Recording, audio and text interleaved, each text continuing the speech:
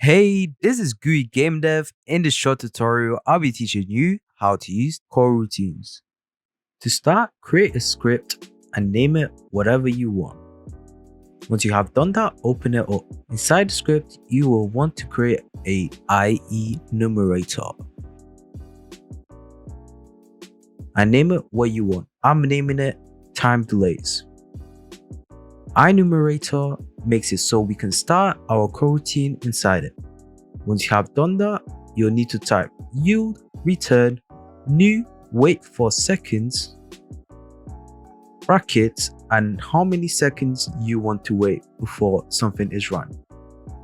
I'm using debug.log to show it works. Once you have done that, head to start or wherever you want to start the coroutine and type start coroutine brackets and the name of the coroutine with its set of brackets. And once you have done that, save the script.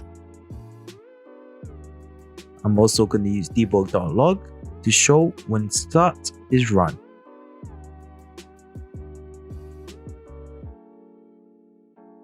Drag your script to a game object, and if I click run, you can see the INumerator run once after 2 seconds. If you want to see some more semi-weekly short tutorials, make sure you subscribe. Goodbye.